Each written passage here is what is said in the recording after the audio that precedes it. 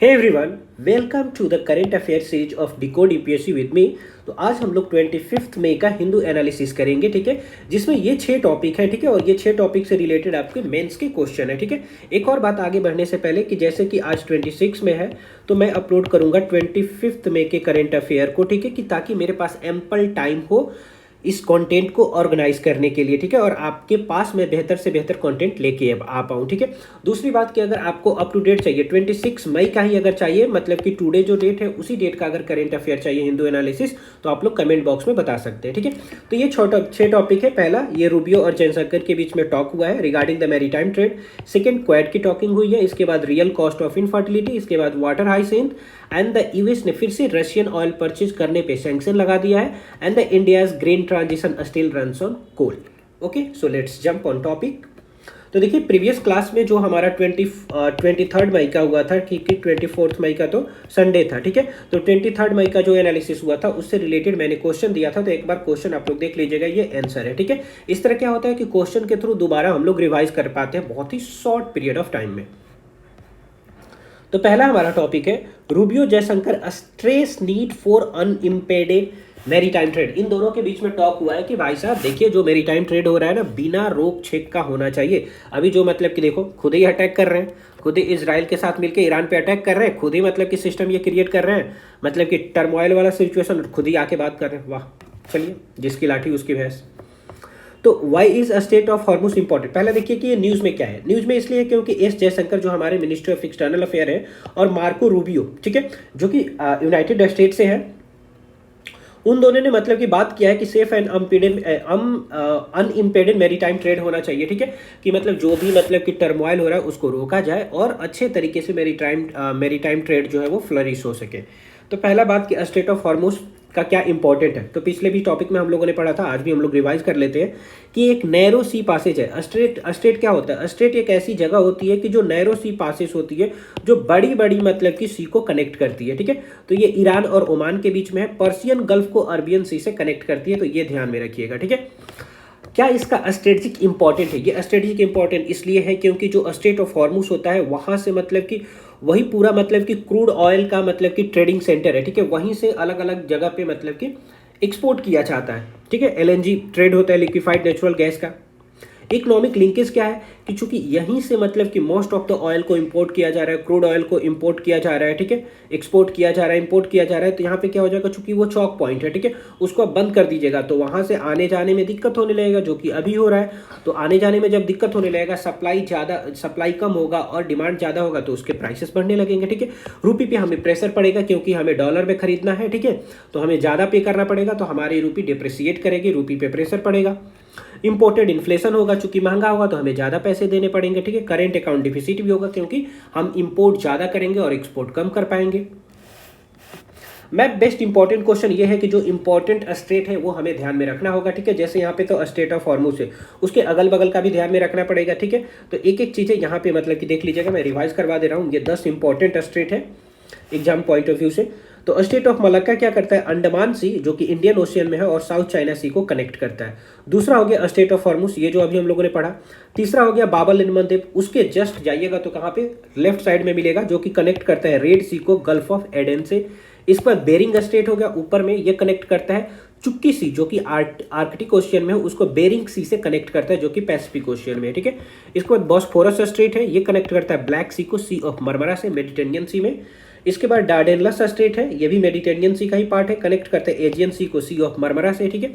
ये देखिए, ब्लैक सी को सी ऑफ मरमरा से और सी ऑफ मरमरा को एजियन सी से कनेक्ट करता है डार्डेनलस स्ट्रेट। पाक स्ट्रेट हो गया आपको इंडिया और ये श्रीलंका के बीच में। तो बे ऑफ बंगाल को Indian ocean gulf of Mannar से कनेक्ट करता है। स्ट्रेट ऑफ जिब्राल्टर हो गया, ये अटलांटिक ओशियन को मेडिटेरेनियन सी से कनेक्ट करता है। इसके बाद हो गया ताइवान स्ट्रेट हो गया, ईस्ट चाइना सी को साउथ चाइना सी से कनेक्ट करता है। इसके बाद डोवेर स्ट्रेट हो गया, ये नॉर्थ सी को अटलांटिक ओशियन से कनेक्ट करता है, ठीक है। तो ये इंपॉर्टेंट हो गए, तो इसको ध्यान में रखिएगा। अब देखिए इसके कि UPSC mains point of view से कहाँ कहाँ किस पेपर में हम लोग यूज कर सकते हैं। तो एक तो हो गया इंडिया यूएस का जो रिलेशन होगा, इंटरनेशनल रिलेशन, जो पेपर 2 में पूछता है। एनर्जी सिक्योरिटी हो गया पेपर 3 में, ठीक है। मैरीटाइम सिक्योरिटी हो गया पेपर 3 में। वेस्ट एशिया जियोपॉलिटिक्स हो गया पेपर 2 में, ठीक है। तो इसके जो मतलब कि मेंस के क्वेश्चन है उसके हम लोग कंक्लूजन में लिख सकते हैं कि the straight of Hormuz highlight how the regional conflict can directly impact the global trade and the India's energy security। अभी जो स्टेट ऑफ हॉर्मुज है जो कि इंपॉर्टेंट चॉक पॉइंट है, इसमें जो टर्मोइल क्रिएट हो रहा है, इसको जो बंद किया जा रहा है, उसके कारण से ये हाईलाइट कर रहा है कि ये डायरेक्टली कैसे इंपैक्ट कर सकता है ग्लोबल ट्रेड को और इंडिया के एनर्जी सिक्योरिटी को। ठीक है, दूसरे के भी एनर्जी सिक्योरिटी को इंपैक्ट करेगा, लेकिन हमें अपने पॉइंट ऑफ व्यू से लिखना है तो इंडिया के एनर्जी सिक्योरिटी को इंपैक्ट करेगा। Making the maritime stability and the strategic diplomacy crucial. और चूंकि मोस्ट ऑफ द मतलब कि बहुत ज़्यादा हर एक कुछ आपको ऑयल पे डिपेंडेंट है, ठीक है, तो ये स्ट्रेटेजिक डिप्लोमेसी क्रूशियल हो जाता है इंडिया के नेशनल इंटरेस्ट में। ठीक है, नेक्स्ट हमारा टॉपिक है क्वाड से रिलेटेड। ठीक है, तो ये न्यूज़ में क्यों है, तो अभी मतलब कि टाकेशी इवावा जो कि मतलब कि जापानीज फॉरेन मिनिस्टर है, ठीक है, उन्होंने स्ट्रेस दिया है कि क्वाड को एक वाइटल फ्रेमवर्क की तरह यूज करो कि ताकि इंडिया पैसिफिक रिलेशन को मतलब कि स्ट्रेंथन किया जाए। ठीक है, और इनका जो मेन फोकस एरिया है वो क्रिटिकल मिनरल पे है, मैरीटाइम सिक्योरिटी को स्ट्रेंथन करना, इकोनॉमिक सिक्योरिटी बरकरार रखना, साइबर सिक्योरिटी को स्ट्रेंथन करना और इंडो पैसिफिक की स्टेबिलिटी को मेंटेन करना। क्वाड होता क्या है, तो क्वाड का मतलब क्या हो गया, 4 देशों से मिला हुआ एक समूह है, एक संगठन है। ठीक है, जिसमें इंडिया है, यूनाइटेड स्टेट है, जापान है, ऑस्ट्रेलिया है। जहाँ पे यूएसए होता है वहाँ पे जापान अपने साथ मोस्ट ऑफ द जो भी मतलब कि ग्रुपिंग होती है उसमें ये दोनों साथ में रहते हैं, तो ऐसे ध्यान में रखेंगे। और ऑस्ट्रेलिया तो एकदम सॉदर्न कंट्री हो गया और एक अपना इंडिया हो गया। ठीक है, अब ये बना कब था, तो 2007 में बना था और मतलब कि इसको रिवाइव किया गया 2017 में। ठीक है, ये free open and inclusive Indo Pacific trade को या मैरीटाइम सिक्योरिटी को प्रमोट करता है।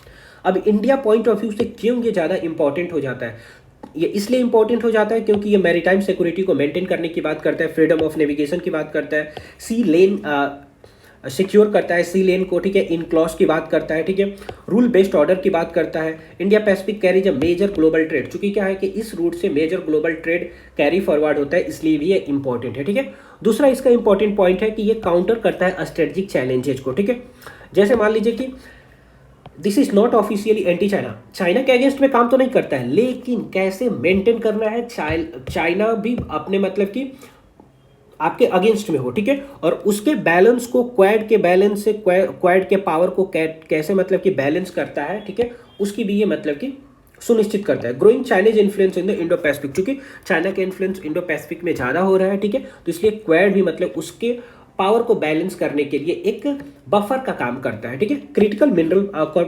Corporation important for the semiconductor, critical mineral जो है वो इंपॉर्टेंट हो जाता है सेमीकंडक्टर के लिए, बैटरी के लिए, ग्रीन एनर्जी टेक्नोलॉजी के लिए। क्रिटिकल मिनरल में जैसे लिथियम हो गया, कोबाल्ट हो गया, रेयर अर्थ एलिमेंट्स हो गया, तो ये सारे सी बेल्ट्स में भी मिलते हैं। ठीक है, तो जिसका मतलब कि क्वाड बात करता है कि इसके भी एक्सचेंज होने चाहिए। ठीक है, इसके एक्सचेंज पे, इसके एक्सप्लोरेशन पे, इसके डेवलपमेंट पे बात की जाती है, क्योंकि ये बहुत ज़्यादा आज के टाइम में इंपॉर्टेंट है हर एक फील्ड में, चाहे वो मेडिसिन का फील्ड हो, चाहे आपको मेडिकल का फील्ड हो, एजुकेशन का फील्ड हो, आपको टेक्नोलॉजी का फील्ड हो। ठीक है, why is India important in the Quad, क्योंकि ये एक स्ट्रेटजिक लोकेशन पे हम इंडियन ओशियन में है, इसलिए हमें स्ट्रेटजिक लोकेशन पे हम हैं। Naval presence in the Indian ocean, democratic partnership है, चूंकि हम एक डेमोक्रेटिक कंट्री है तो हर कोई चाहेगा कि स्टेबल गवर्नमेंट के साथ मतलब कि संपर्क बना के रखना। बैलेंस करेंगे हम लोग, चूंकि एशिया में है तो एशिया के पावर को बैलेंस करने के लिए भी इंपॉर्टेंट है। ठीक है, इंडिया सपोर्ट करता है स्ट्रेटजिक ऑटोनॉमी को, रूल बेस्ड ऑर्डर को और मल्टीपोलरिटी को, इसलिए ये ज़्यादा इंपॉर्टेंट हो जाता है quad India point of view से। ठीक है, अब प्रीलिम का फैक्ट यहाँ पे ये बनता है, जैसे कि देख सकते हैं आप लोग कि 2026 का जो मतलब कि 24 मई को एग्जाम हुआ, ठीक है, कहीं से भी कुछ भी आ रहा है। ठीक है, तो अब हमें थोड़ा सा चौकस हो जाना पड़ेगा, थोड़ा सा विजिलेंस हो जाना पड़ेगा अपने फैक्ट को लेके। ठीक है, कि क्वाड एक मिलिट्री अलायंस नहीं है, जैसे नाटो एक मिलिट्री अलायंस है वैसे क्वाड मिलिट्री अलायंस नहीं है, ये ध्यान में रहना चाहिए। ये एक इनफॉर्मल स्ट्रेटजिक ग्रुपिंग है। ठीक है, मेंस में कहाँ कहाँ हो सकता है, तो इंडो पैसिफिक जियोपॉलिटिक्स पे क्वेश्चन, इंडिया जापान पे रिलेशन, मैरीटाइम सिक्योरिटी पे और सप्लाई चेन को रिजिलियंस पे। कंक्लूजन में हम लोग लिख सकते हैं कि quad reflect the growing importance of strategic partnership in maintaining free, open and rule based Indo Pacific. Okay, quad का काम क्या है, क्वाड चूंकि 4 देश है, ठीक है, ये इंडो पैसिफिक को मतलब कि सुनिश्चित करता है कि वो अच्छे तरीके से काम करे। ठीक है, तो ये रिफ्लेक्ट करता है growing importance of strategic partnership develop हो ग्रुपिंग में, ठीक है, कि ताकि मेंटेन किया जाए free and the open rule based Indo Pacific. India Pacific का रीजन है वो मतलब फ्री हो, सबके लिए यूज हो समान तरीके से। ठीक है, वाइल इंश्योरिंग मैरीटाइम सिक्योरिटी को भी मेंटेन किया जाए, रेजिलिएंट सप्लाई चेन हो एंड रीजनल स्टेबिलिटी हो, कि मतलब एक जगह से दूसरी जगह इंपोर्ट और एक्सपोर्ट इजिली तरीके से हो जाए। ठीक है, और रीजन में स्टेबिलिटी स्थापित की जाए। Next topic is the real cost of infertility, ठीक है। अब देखिए इनफर्टिलिटी क्या होता है। फर्टिलिटी तो जैसे हम लोगों को पता है कि फर्टिलिटी क्या होता है कि एक पीरियड होता है, एक टाइम पीरियड होता है जिसमें क्या होता है कि फीमेल बर्थ देती हैं यंग वंस को, ठीक है। और इनफर्टिलिटी क्या हो गया कि if they were unable to give birth, ठीक है, अगर वो अनेबल हो जाती हैं due to some medical problem, तो जिसके कारण से उसी को क्या बोलते हैं, इनफर्टिलिटी बोलते हैं, ठीक है। इशू क्या है, ये इस आर्टिकल में इशू क्या हाईलाइट किया जा रहा है, तो इस आर्टिकल में इशू ये हाईलाइट है, rising infertility in India. Fertility नहीं, इनफर्टिलिटी बढ़ रही है, okay. High cost of fertility treatment, अगर मान लीजिए कि जैसे आईवीएफ का यूज कर रहे हैं, आईआरटी के एआरटी का यूज कर रहे हैं, ठीक है, आईयूआई का यूज कर रहे हैं, सरोगेसी का यूज कर रहे हैं, एक डोनेशन का यूज कर रहे हैं, ठीक है। तो इसमें क्या होता है कि ज्यादा पैसे लग जा रहे हैं, ठीक है। Lack of public health care support, और कई कई जगह पे तो अच्छे अस्पताल भी नहीं है, ठीक है। गाँव में देख लीजिए अर्बन और रूरल डिवाइड क्रिएट हो रहा है। Inequality in excess IVF and ART, चूंकि पैसे का ज़्यादा डिफरेंस हो रहा है, कहीं कहीं पे 1-1 लाख रुपए, 1.5 लाख रुपए लगाने पड़ रहे हैं आईवीएफ और एआरटी में। तो सोचिए जिनके पास पैसे नहीं है वो कैसे कैसे एक्सेस कर पाएंगे इन सारी फैसिलिटी को। आईवीएफ होता है इन विट्रो फर्टिलाइजेशन, ठीक है, जिसमें स्पर्म और एग को एक बाहरी मतलब कि ट्यूब में ले जाके फ्यूज किया जाता है और वहां से बेबी को ग्रो किया कराया जाता है, ठीक है। उसी का एक व्यापक फॉर्म होता है ART, that is assisted reproductive technology. इसमें आईवीएफ होता है, आईयूआई भी होता है। आईयूआई क्या होता है, इंट्रा यूटेरिन इंसेमिनेशन होता है, जिसमें क्या होता है कि स्पर्म को, एक हेल्दी स्पर्म को ले जाके यूटेरस में फ्यूज कराया जाता है, ठीक है। फिर सरोगेसी और एक डोनेशन भी आता है एआरटी में। की फैक्ट यहाँ पे है कि डब्ल्यूएचओ ने ये मेंशन किया है कि about 1 in 6 people globally affected by infertility. WHO का ये कहना है कि 6 लोगों में 1 लोग इनफर्टिलिटी से ग्रसित है, ठीक है। मतलब 1/6 कह लेंगे तो कितना हो जाएगा, 16.66%, ठीक है। इंडिया का एस्टिमेशन है 10 to 15% कपल इफेक्ट हो रहे हैं यहाँ से, ठीक है। तो ये हम लोग कोट कर सकते हैं इसको कैसे, अपने मेंस के आंसर राइटिंग में इस डेटा को कोट कर सकते हैं। Why is infertility rising in India, तो इंडिया में क्यों राइज हो रहा है, क्योंकि डिले मैरिज हो रहा है।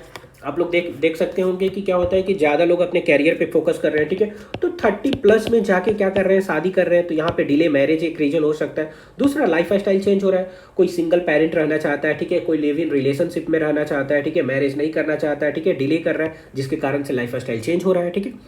तीसरा हो गया स्ट्रेस में, जो भी कॉर्पोरेट में मतलब कि जॉब कर रहा है, ठीक है, या स्ट्रेस भरा लाइफ है, इतना मतलब भागम भाग है, दौड़ है, ठीक है, जिसके कारण से एक स्ट्रेसफुल लाइफ हो गया है, ठीक है। ओबेसिटी हो गया है, ठीक है, ज़्यादा कोई खाने वाला हो जा रहा है, ठीक है, तो जिसके कारण से ओबेसिटी क्रिएट हो जा रहा है। पॉल्यूशन तो देख ही रहे हैं कि चरम सीमा पे है, ठीक है।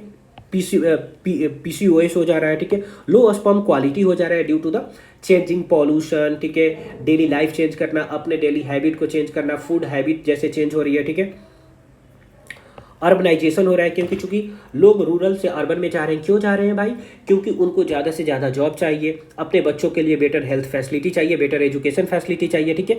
तो वहाँ पे अगर जाइएगा तो गांव के कंपेयर में तो एरिया आपको डिस्टर्ब मिलेगा ना, पॉल्यूटेड मिलेगा, ठीक है। आपको एक चौल में रहना पड़ेगा, जैसे देखिए मुंबई में रहिए तो आपको एक छोटे छोटे से चौल का 20 से 25 हज़ार रुपया देना पड़ेगा, ठीक है। तो ये सारे कुछ फैक्टर हैं जिसके कारण से जो कंट्रीब्यूट कर रहे हैं इनफर्टिलिटी इन इंडिया। क्या लीगल फ्रेमवर्क है इसके लिए, तो एक है एआरटी, जो अभी हम लोगों ने पढ़ा, एआरटी रेगुलेशन टेक्नोलॉजी इन 2021। ये आपको रेगुलेट करता है एआरटी क्लिनिक्स को, ठीक है। ये सुनिश्चित करता है कि ज़्यादा से ज़्यादा पैसे ना लगे, ठीक है, एक मिनिमम अमाउंट में ये फैसिलिटी सबको एक्सेसिबल हो जाए। फर्टिलिटी सर्विस को देखता है, ठीक है, और रजिस्ट्रेशन स्टैंडर्ड चेक करता है। दूसरा हो गया सरोगेसी रेगुलेशन एक्ट ऑफ 2021। ये रेगुलेट करता है कि सरोगेसी तो होनी चाहिए लेकिन एथिकल सरोगेसी होना चाहिए, ठीक है। ये नहीं कि पैसे देके एक्सटॉर्शन करके, धमका के, डरा के तुम मतलब सरोगेट करवा रहे हो, ठीक है। Condition for the surrogacy arrangement, आप किसी मदर से अगर सरोगेट करवा रहे हो तो उनके सारी कंडीशन को देख रेख करना होगा, ठीक है। उसमें लॉ होते हैं, उनमें क्लॉज होते हैं कि उनको कितना देख रेख करना है, कितने पैसे आपको देने हैं, मतलब कि कहाँ तक आपको, क्या कोई रिलेशन रह जाएगा कि नहीं न्यू बॉर्न बेबी में और सरोगेट मदर में, ये सारा इसमें लिखा हुआ रहता है सरोगेसी रेगुलेशन एक्ट ऑफ 2021 में।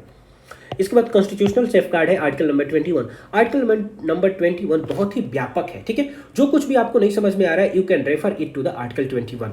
Right to life and personal liberty इसमें मेंशन है। इसमें क्या क्या आ जाता है, डिग्निटी आ जाएगा, रिप्रोडक्टिव ऑटोनॉमी आ जाएगा, हेल्थ केयर एक्सेस आ जाएगा, ठीक है। इसमें इनफर्टिलिटी केयर भी आ जाएगा, कंट्रासेप्शन जो यूज़ करते हैं वो भी आ जाएगा, एबॉर्शन आ जाएगा, मैटरनिटी केयर आ जाएगा, ठीक है। जो भी लाइफ से रिलेटेड है वो सब कुछ आर्टिकल नंबर 21 में आ जाएगा, ठीक है। मेजर इशू क्या क्या है, तो एक तो देखिए कि प्राइवेटाइजेशन ऑफ फर्टिलिटी केयर हो जा रहा है। और चूंकि सोचिए कि गवर्नमेंट का अगर अवेलेबल हो तो भाई चलो कि गवर्नमेंट का मेन उद्देश्य होता है कि लोगों के वेलफेयर के लिए काम करना, लेकिन प्राइवेट का क्या मूल्य उद्देश्य होता है, इनका होता है प्रॉफिट मैक्सिमाइजेशन करना, ठीक है, कि प्रॉफिट को कैसे हम मैक्सिमाइज कर सकते हैं, ठीक है। अर्बन रूरल इनइक्वालिटी हो जा रहा है, गाँव में देखते हैं कि कोई अस्पताल है भी तो जर्जर की अवस्था में है, वहाँ पे इंफ्रास्ट्रक्चर नहीं है, बेटर मेडिकल इक्विपमेंट नहीं है, बेटर डॉक्टर नहीं है, ठीक है। अगर कहीं कहीं पे डॉक्टर 5 है तो मतलब कि नर्स नहीं है, कहीं पे बेड नहीं है, बहुत सारे मतलब कि इनइक्वालिटी क्रिएट हो जा रही है, ठीक है। लैक ऑफ इंश्योरेंस कवरेज है, लोगों के पास पैसा नहीं है मतलब कि अपने डेली लाइफ को चलाने के लिए, तो कैसे वो इंश्योरेंस खरीद सकते हैं, ठीक है।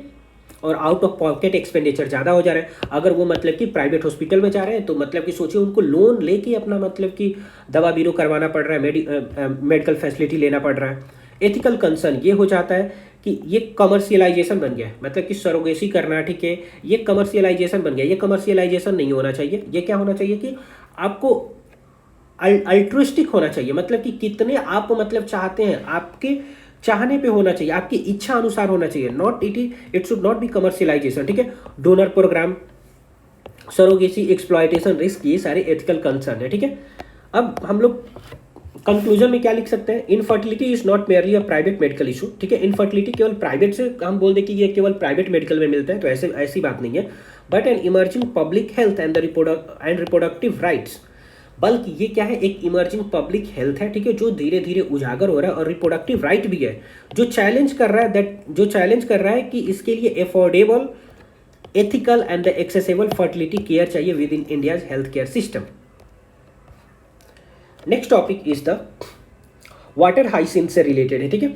तो इसमें एक आपको वाइल्ड लाइफ सेंचुरी मेंशन है, नया नया है, तो ये क्वेश्चन में पूछ सकता है कि आपको Laokhowa, sorry for my pronunciation, Burha Chapori wildlife sanctuary कहाँ पे है, ठीक है।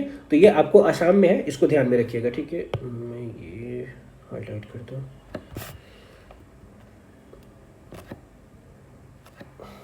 इसको ध्यान में रखिएगा, ठीक है, जो कि कनेक्ट करता है काजीरंगा नेशनल पार्क को, काजीरंगा नेशनल पार्क के अंदर टाइगर रिजर्व को कनेक्ट करता है, ठीक है। वाटर हाइसिंथ क्या है, तो वाटर हाइसिंथ आप लोगों ने इन्वायरमेंट में, स्टैटिक में पढ़ा होगा कि ये क्या है, एक इन्वेसिव एलियन स्पीसीज है, ठीक है। इन्वेसिव एलियन स्पीसीज है। इन्वेसिव क्या होता है, जो कि मतलब कि उनका ग्रो होना, इसका मतलब कि अगल बगल के जो भी प्लांट है उनके न्यूट्रिएंट को कैप्चर करके ये जल्दी जल्दी से ग्रो करते हैं, और अदर प्लांट और एनिमल के ग्रोथ को इनहिबिट करते हैं, उनको रोकते हैं, ठीक है।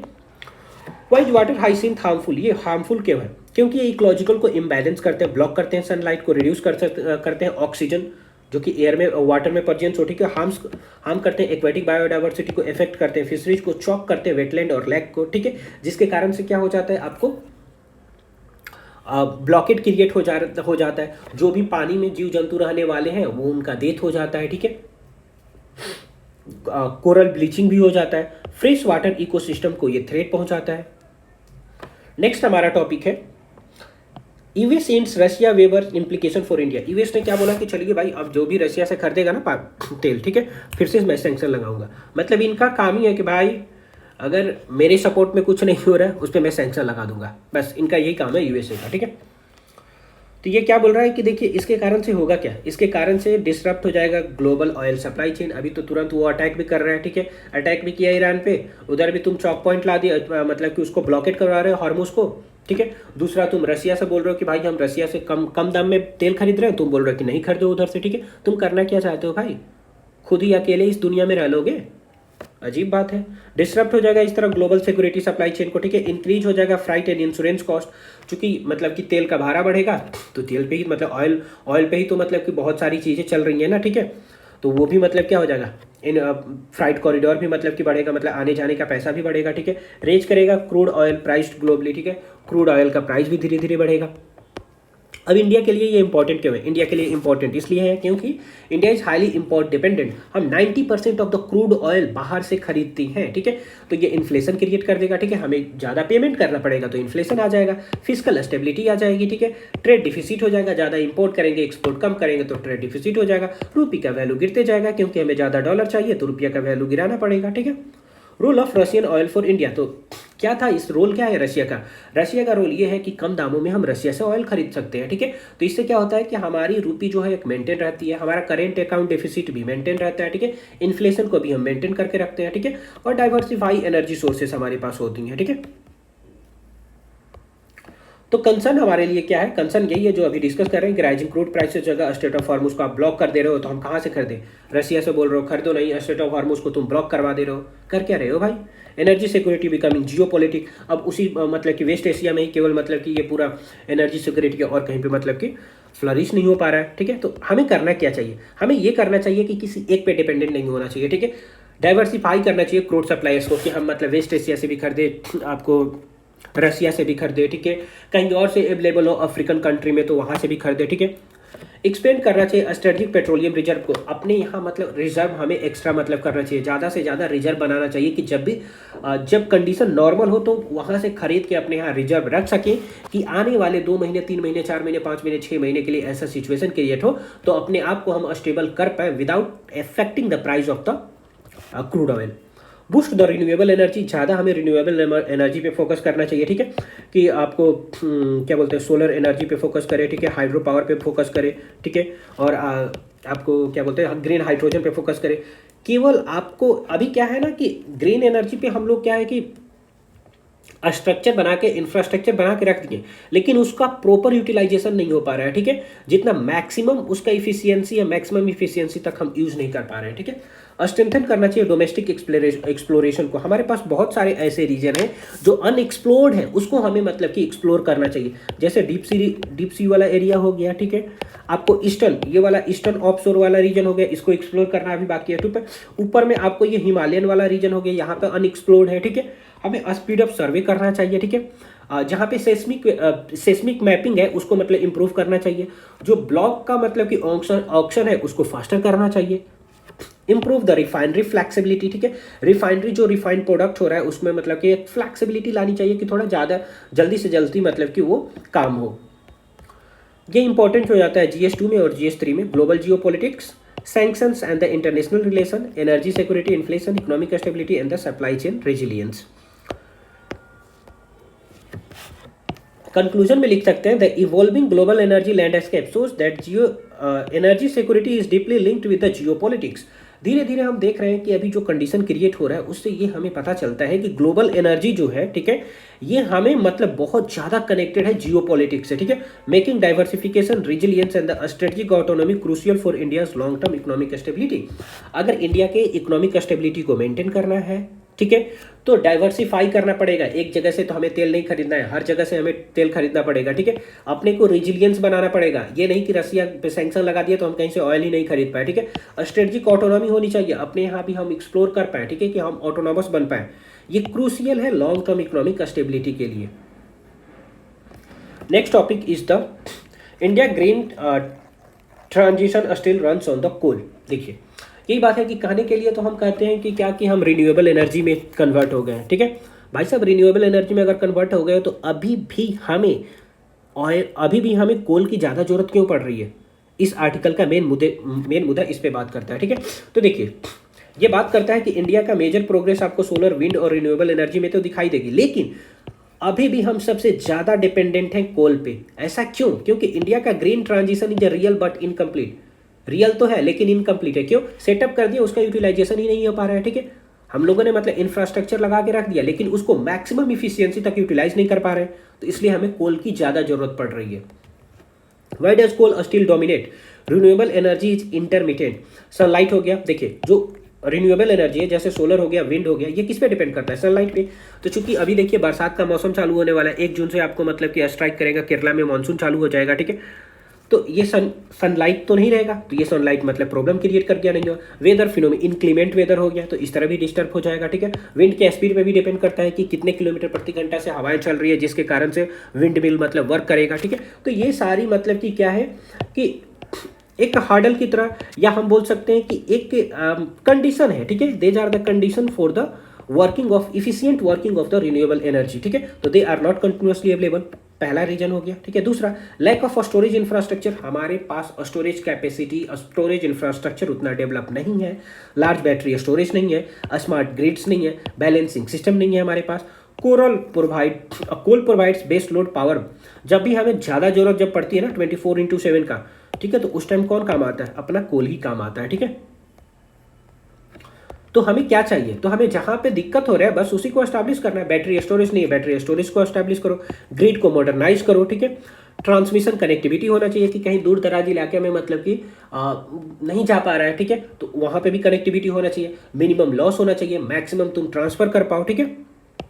फ्लेक्सिबल पावर मार्केट होना चाहिए, ठीक है, जैसे कि मतलब कि फ्लैक्सी इंजन आता है गाड़ियों में, ठीक है, कि आपको जब जरूरत पड़े तो आप कोल और डीजल पे भी चला सकते हो, जब जरूरत पड़े तो ईवी भी यूज कर सकते हो। तो उसी तरह यहाँ पर भी क्या होना चाहिए, फ्लेक्सिबल पावर मार्केट होना चाहिए, ठीक है, to integrate renewable energy better. इसके कंक्लूजन में हम लोग लिख सकते हैं कि India's renewable expansion is significant. Renewable expansion जो इंडिया का हुआ है वो लाजमी बहुत अच्छा हुआ है, but true energy transition require reliable storage. लेकिन जो रिन्यूएबल एनर्जी में हम लोग कन्वर्ट हुए हैं ना भाई, मान लो कि वहां से रिन्यूएबल एनर्जी से एनर्जी प्रोड्यूस कर रहे हैं, तो जब वो काम नहीं है तो उसको कहीं पे ऐसा तो बनाओ कि अच्छे तरीके से स्टोर कर पाए और जब जरूरत हो उसको यूटिलाइज कर पाए, जस्ट लाइक सस्टेनेबल डेवलपमेंट, ठीक है। ग्रिड रिफॉर्म होना चाहिए and reduce the coal dependence so that renewables can replace the fossil fuels in actual electricity generation, not merely in the install capacity, ठीक है, कि कोल पे डिपेंडेंसी हमें कम करना चाहिए कि ताकि जो भी रिन्यूएबल एनर्जी सेटअप किया जा रहा है, ठीक है, उसको मैक्सिमम यूटिलाइज करके, ठीक है, और नॉन रिन्यूएबल को हटाएं और रिन्यूएबल पे कन्वर्ट हो पाए, ठीक है। एक यहाँ पे वन लाइनर क्वेश्चन है, ठीक है, जो कि अभी मतलब कि जिस तरह से कैसे क्वेश्चन पूछा जा रहा है ये भी हमें ध्यान में रखना होगा, ठीक है।